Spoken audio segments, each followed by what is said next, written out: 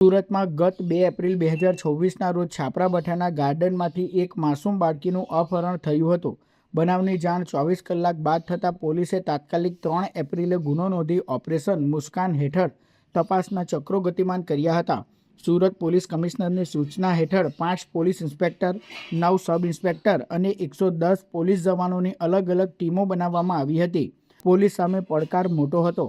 CCTV footage દ્વારા આરોપીની ઓળખ તો પ્રથમ દિવસે થઈ ગઈ હતી, પરંતુ તે ક્યાં છુપાયો છે તે જાણવું મુશ્કેલ હતું।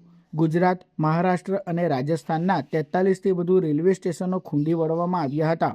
સોશિયલ મીડિયાનો હથિયાર તરીકે ઉપયોગ કરી વોટ્સએપ, ઇન્સ્ટાગ્રામ અને ફેસબુક પર 1000થી વધુ પોલીસ કર્મચારીઓ દ્વારા બાળકીના ફોટો વાયરલ કરવામાં આવ્યા હતા। 84 કલાકના નોન સ્ટોપ ઓપરેશન બાદ આખરે 6 એપ્રિલની વહેલી સવારે 7 વાગ્યે અમદાવાદના નારોલ વિસ્તારમાંથી આરોપી પપ્પુ સિનિયા ખડિયાને ઝડપી પાડવામાં આવ્યો હતો। ચોંકાવનારી વાત એ છે કે આરોપી પણ છાપરાભાઠાનો જ રહેવાસી છે।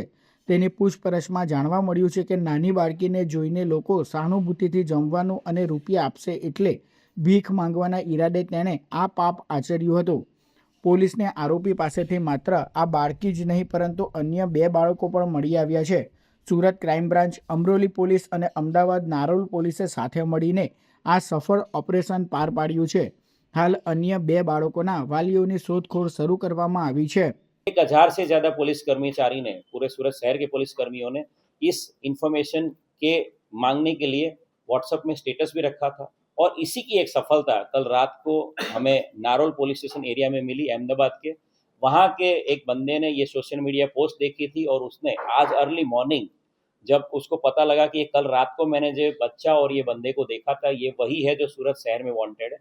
सुबह हमें इसकी जानकारी दी गई उस जागृत नागरिक के द्वारा और तुरंत क्राइम ब्रांच की टीम वहाँ रवाना हुई थी और नारोल पुलिस की मदद से इस बच्ची को सकुशल ढूंढ निकालने में बहुत बड़ी सफलता मिली।